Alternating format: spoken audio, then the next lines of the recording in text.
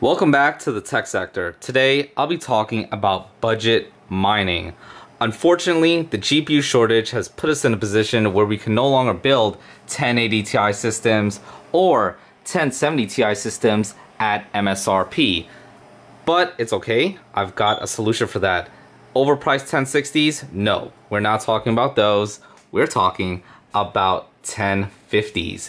So this is my budget mining rig. I built this back in 2017 for only $800. Everything that you see here only cost 800 bucks. Unfortunately, prices are still inflated, so you're gonna have to be paying just around $1,100. But if you bargain hunt, you could build this for under $1,000 too. Alright guys, so over here on the left hand side, I have a little document that I whipped up just to show you guys what the MSRP prices you should be paying. So assume you pay MSRP for everything, your total should be just around $1,200. If you buy a few things used here and there, you could definitely save some money off of this. That being said, I don't really recommend buying graphics cards used. You don't know the previous owner. They may have dropped it or ran it really hot or overclocked it really hard. You don't want a used up GPU. So these 1050s are selling for $150. There's a few over here selling for a few dollars more. If you buy them for an extra $5 each, that only adds an extra 20 or 30 bucks to our overall price range. So it's not that big of a deal. But seeing these prices just blow my mind. Even over here on Amazon, I found a 1050 for 135, which is much better than 150.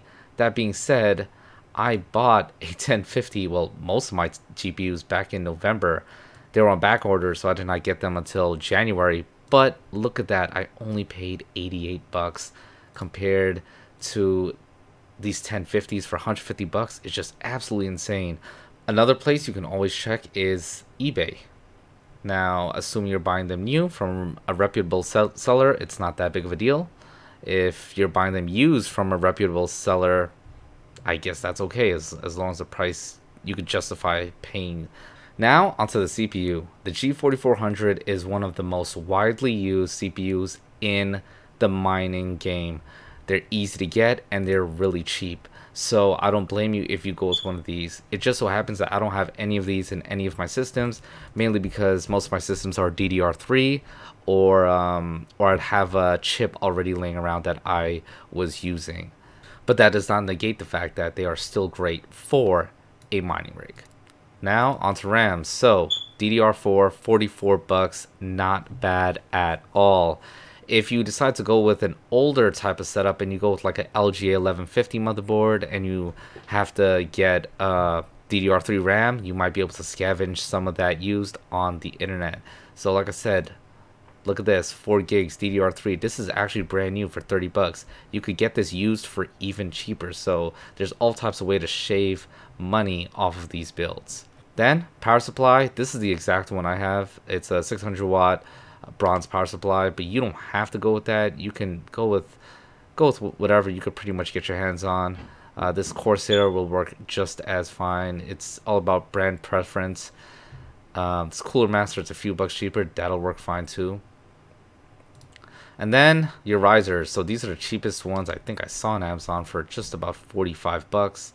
If you want to spend a few more dollars on a brand that you know has high ratings, like look at this one, it has 144 rates on it and it's pretty well rated. So maybe you might want to splurge, spend a few more bucks on this. I actually look at that, I actually bought this in January, so I can vouch for it. I almost forgot to talk about these 6-pin power cables. This is a 2-pack and it's only 10 bucks, and as you can see, it's very well rated. I definitely recommend getting these because I do not recommend running your GPUs off of the SATA power adapter that comes with most of these risers. As you can see where the 6-pin plugs in here, instead of plugging in the cable that comes with it, you'll be plugging this instead and using the proper rail off of the power supply that's dedicated for your GPUs. This way you get nice clean power. These little SATA cables are only made to hold, I think, like 10 watts at the most. So that's kind of dangerous because you'll be pulling about 50 watts through this thing. This is why you need the proper 6-pin. So last but not least is the flash drive. I'm using a SanDisk 64 gig in this setup, and I absolutely love it. As you can see, I bought it just 1 day ago for another build I'll be doing very soon. I like the CZ48. It's worked extremely well with running an operating system off of it, and there are other cards that other memory sticks that work just as good. It's just that I like this one in particular. One key component I almost forgot is your mining rig frame. So I see a lot of people spend money on this stuff, but I chose not to. This is my budget system. I wanted to keep the rig frame cheap too. So as you can see, I'm utilizing a window space with a bath towel bar that I bought at Home Depot for 11 bucks, and I just zip tied them on, and as you can see, they're hanging perfectly fine, and they've got great airflow since they're not sucking in each other's hot air. If you got a few more dollars and you're decently skilled with power tools, you could do what I did here. I hand built all of these mining rigs out of wood and aluminum. These came out to just about 30 bucks a piece, and they're really easy to build. So these little flash drives work great for both simple mining and Windows. So I just so happen to be running Windows on the little budget window rig there, and I use Chrome Remote Desktop to remote into it. I also have a flash drive set up for it for simple mining, but right now it's running Windows as I was testing some other miners.